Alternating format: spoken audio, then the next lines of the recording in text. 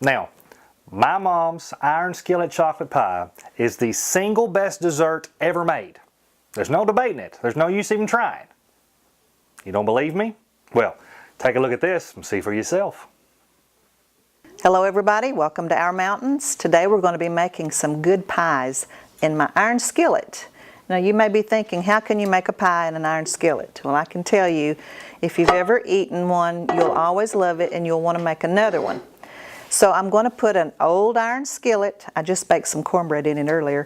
It's still good and warm. Put the iron skillet on medium-high heat.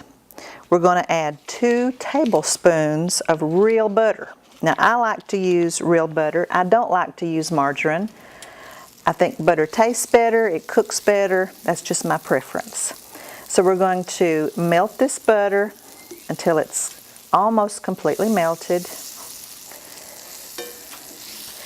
And I'm going to add 1 cup of sugar.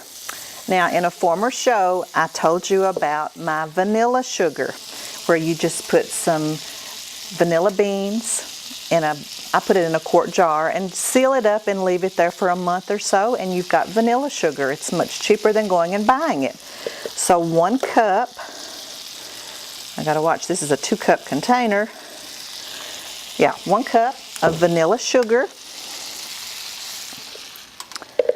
and 2 tablespoons, 2 heaping tablespoons of cocoa. The cocoa powder has 22 to 24% cocoa butter in it. So you can just figure it's going to be really rich, and it is. So 2 tablespoons cocoa, cup of sugar, 2 tablespoons of butter, and about 2 tablespoons of flour. This will thicken it. And then you stir all that up, and you got to be careful at this point to not let it burn. So you don't want to have your skillet on too high. That looks good. It's starting to get crumbly. You want it to look kind of crumbly. And make sure your flour is all incorporated in very well. I'm going to add just a little bit more. Now I've got pie crusts already made. You can make your own if you like. I buy mine already. I just unroll them and bake them myself. They taste like homemade. A lot less trouble. Now that is almost ready. So to this mixture I'm going to add 2 egg yolks. So I'm going to separate my eggs, keep the whites for something else. Egg number 2. Okay, 2 egg yolks. And I'm going to whisk those up. Stir this up, make sure it's not sticking.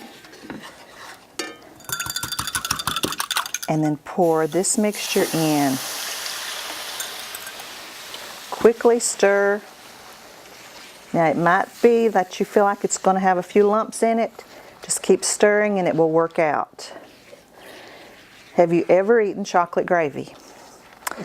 There is a recipe that Appalachians know what chocolate gravy is. So this is very much like chocolate gravy. It's very rich. I've never tried this on biscuits, but I'd say it would be good. Now just before it comes out, I'm going to add a pinch of salt, just a pinch. And a teaspoon of vanilla.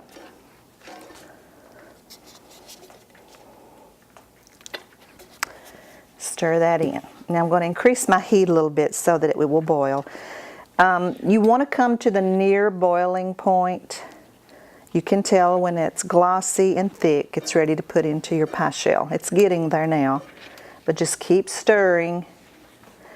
That butter and sugar and all of that's going to be so rich and good. As you can see, it's getting very thick, which is what we want. And with a spatula, I'm going to just pour it into my prepared pie crust. It's nice and glossy and sweet It's really, really tasty.